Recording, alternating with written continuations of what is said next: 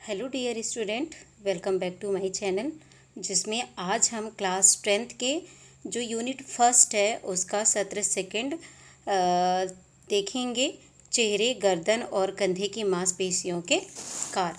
सबसे पहले हम ये ध्यान देंगे कि जब हम इस चैप्टर को या इस सत्र को पढ़ेंगे तो हम क्या जानकारी प्राप्त करेंगे। तो अधिगम के परिणाम। इस इकाई को पूरा करने पर छात्र यह करने में सक्षम होंगे। पहला, मांसपेशियों के स्वैच्छिक हाव भाव के प्रभावों की व्याख्या करेंगे। जो भी स्वैच्छिक हाव भाव होते हैं, स्वैच्छिक मतलब स्वयं की इच्छा से जो हाव भाव होते हैं उनकी व्याख्या करेंगे हम। फिर उसके चेहरे, भौहें, नाक, मुंह, कान और गर्दन की गति में शामिल मांसपेशियों का वर्णन करें। अब हम चेहरे, भौहें और मुंह, नाक, कान की ही जो मांसपेशियां उनका ही क्यों अध्ययन करेंगे, क्योंकि हमें पता है कि जब जो ब्यूटिशियन होता है सभी को सुंदर दिखना पसंद होता है, तो जो हमारा मेन सेंटर होता है वो क्या होता है, चेहरा ही होता है। और चेहरे के अंदर ही भौहें, नाक, कान, गर्दन होती है, जिसमें हमारे प्रेशर पॉइंट होते हैं। उसके बाद हम पढ़ेंगे फ्लेक्सिन, एडक्शन और एबडक्शन जैसे विभिन्न शारीरिक हाव भाव की व्याख्या करेंगे। उसके बाद हम यहाँ पे देखेंगे मांसपेशियों के स्वैच्छिक हाव भाव का प्रभाव। जो हमारे मांसपेशियां होते हैं उनकी जो स्वैच्छिक हाव भाव होती हैं उसका क्या इफेक्ट होता है। तो देखो, एक सौंदर्य थेरेपिस्ट या एक कॉस्मेटोलॉजिस्ट को चेहरे, गर्दन, हाथ और बाजुओं की विभिन्न स्वैच्छिक मांसपेशियों के स्थान और कार्य के बारे में पता होना चाहिए। इस सत्र में हम चेहरे, गर्दन, हाथ और बाजुओं की कुछ स्वैच्छिक मांसपेशियों के बारे में अध्ययन करेंगे। यह उचित मालिश प्रदान करने में क्या करेगा, मदद करेगा। अब देखो, चेहरे में फेशियल होता है, गर्दन में भी होता है ना, हाथ में भी होता है और बाजुओं में भी जब हम मैनीक्योर करते हैं तो मसाज होता है। तो जब तक हम इनके बारे में उचित तरीके से जानेंगे नहीं तो हम फिर उसकी सर्विस कैसे देंगे, इसलिए इनकी मांसपेशियों को जानना ज़रूरी है। सबसे पहले हम देखेंगे, हम निम्नलिखित मांसपेशियों की स्वैच्छिक मूवमेंट के प्रभावों के बारे में अध्ययन करेंगे। जैसे चेहरे की मांसपेशी, फिर हम दूसरा देखेंगे भौहें की मांसपेशी, नाक की मांसपेशी, मुंह की मांसपेशी, कान की मांसपेशी, चबाने वाली मांसपेशी और गर्दन की मांसपेशी। उसके बाद सबसे पहले हम देखेंगे चेहरे की मांसपेशी। तो देखो, खोपड़ी के शीर्ष को एपिक्रेनियस या ऑक्सीपिटो फ्रंटिलिस मांसपेशी द्वारा कवर किया जाता है। इस मांसपेशियों के दो भागों में बांटा गया है, ठीक है ना। तो सबसे पहले इसमें हमको ये जानना है कि जो हमारी मांसपेशी होती है चेहरे की, उसको कितने भागों में बांटा गया है, दो। जिसे क्या कहा, किसके द्वारा कवर किया जाता है, एपिक्रेनियस। अब ये नाम आप देख लेते, थोड़ा सा लेंदी लग रहा है ना, तो आप इसको स्किप करके सिर्फ एक नाम से भी आप अपने पेपर में से लिख सकते हैं। अब सबसे पहले हमारी जो पहली मांसपेशी उसमें क्या देखेंगे, ऑक्सीपिटल, जो कि पीछे का भाग होता है। उसके बाद फ्रंटिलिस, सामने का भाग। अब देखो, फ्रंटिलिस की स्वैच्छिक गति भौहें और खोपड़ी की गति में मदद करती है। ऑक्सीपिटल और फ्रंटिलिस टेंडन से जुड़े होते हैं। उसके बाद हम क्या देखेंगे, भौहें की मांसपेशी। अब भौहें, आपको पता है फेशियल जब हम करते हैं ना तो आईब्रो को भी प्रेशर करते हैं, क्योंकि वहाँ पे प्रेशर पॉइंट होता है जो क्लाइंट को बहुत आराम देता है। तो हम भौहें की मांसपेशियों में ऑर्बिकुलेरिस ऑकुली, ऑर्बिकुलेरिस ऑकुली पूरी तरह से आँख सॉकेट के मार्जिन को घेरता है। यह पलक झपकने में मदद करता है। तो आप ऐसा भी लिख सकते हो कि जो भौहें की मांसपेशियां होती हैं जिसे क्या कहा जाता है, ऑर्बिकुलेरिस ऑकुली, जो कि पलक झपकने में मदद करती है। डायग्राम द्वारा ये डायग्राम बनाया गया है ना, इससे आप देख सकते हैं। फिर उसके बाद है नाक की मांसपेशी। अब देखो, प्रोसेरस, यह मांसपेशी भौहें के बीच नाक के पुल के ऊपर तक फैली हुई है। भौहों को दोबारा नाक के पुल के पार झुर्रियाँ पैदा होती हैं। अब देखो, नेसलिस, नाक की नेसलिस मांसपेशियाँ नाक को संतुलित करती हैं जिससे झुर्रियाँ होती हैं। तो ये देखो यहाँ पे क्या है, ये नाक की मांसपेशियाँ जब हम मसाज करते हैं तो पता है ना कि इससे क्या होता है, ये जो रीजन है ना ये झुर्रियाँ प्रदान करता है चेहरे में। तो जब हम इसे प्रेशर पॉइंट करते हैं, मालिश करते हैं तो क्या होता है, झुर्रियाँ लगभग कम होती है ना। फिर हम देखेंगे मुंह की मांसपेशियाँ। तो क्या है, क्वाड्रेटस लेबी सुपीरियोरिस। अब देखो ब्यूटी थेरेपिस्ट में इतना ज़्यादा नाम याद करने की ज़रूरत नहीं है, हमको क्या पता होना चाहिए, इनके काम पता होना चाहिए कि जो भी मुंह में मांसपेशियां हैं, क्योंकि क्लाइंट क्या करता है नाम नहीं पूछता है ना। लेकिन आपको ये पता होना चाहिए कि यदि हम मुंह की मांसपेशियों में प्रेशराइज कर रहे हैं, मसाज दे रहे हैं, तो उससे क्लाइंट को क्या फ़ायदा होने वाला है। तो यह मांसपेशी होंठों के ऊपर के हिस्से को घेर लेती है और ऊपरी होंठों को ऊपर उठाकर मुंह खोलने में मदद करती है। यह मांसपेशी एक व्यक्ति के चेहरे के हाव भाव को पैदा होने के कारण होती है। फिर क्या है, क्वाड्रेटस लेबी इंफीरियर्स। यह मांसपेशी होंठों के निचले हिस्से को घेरे रहती है और परिणाम स्वरूप व्यंग की अभिव्यक्ति होती है।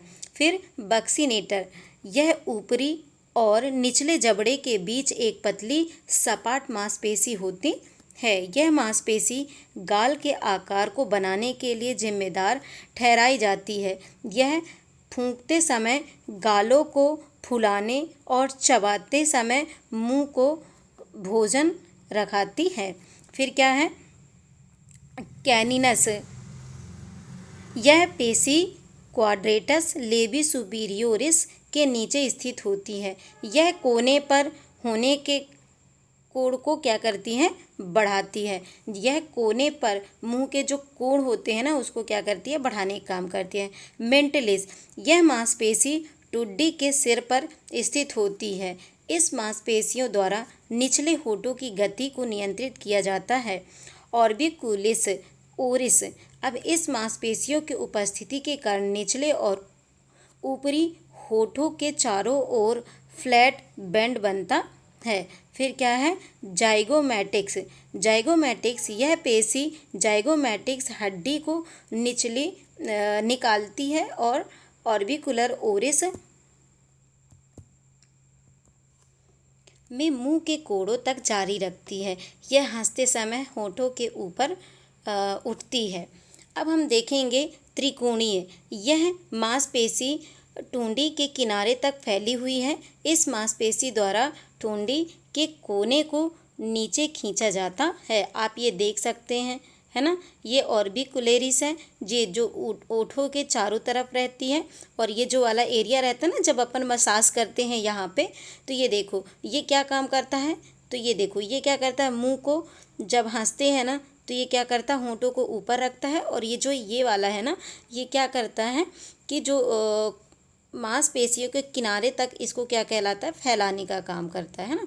फिर उसके बाद हम देखेंगे, अब हम पांचवा कान की मांसपेशियां देखेंगे। तो ऑरिक्युलेरिस सुपीरिया। अब देखो जब भी ऑरिक्युलेरिस आए ना तो आप समझ जाना कि ये किस हड्डी से रिलेटेड है, कान की, है ना। तो आप सुपीरिया की बात करें तो यह पेशी कान के ऊपर मौजूद होती है। फिर हम ऑरिक्युलेरिस पोस्टीरियर की बात करते हैं तो यह पेशी कान के पीछे मौजूद होती है। तो देखो सुपीरियर मतलब कान के ऊपर मौजूद होती है, पोस्टीरियर मतलब क्या होती है, कान के पीछे मौजूद होती है, और एंटीरियर मतलब कान के सामने मौजूद होती है। ये एंटीरियर मतलब यह पेशी कान के सामने मजबूत होती है।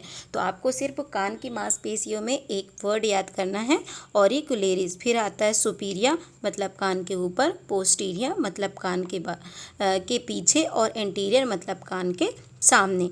फिर हम छठवा पढ़ेंगे चबाने की मांसपेशी। तो देखो टेम्पोरेलिस और मेस्टिकेशन, यह मांसपेशी मुंह के खुलने और बंद होने का समन्वय करती है। इसे चबाने की मांसपेशी भी कहा जाता है।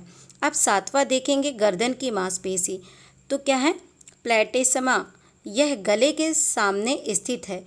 यह मुंह के निचले जबड़े और कोने को खिंचाव पैदा करती है। उदासी की अभिव्यक्ति इस मांसपेशी की वजह से होती है। मान लो यदि कोई व्यक्ति उदास बैठा है, आप इमेजिन कर लीजिए, तो ये किसकी वजह से होता है, गर्दन की मांसपेशी प्लेटिस्मा, इसके द्वारा होता है। उसके बाद हम ये देखेंगे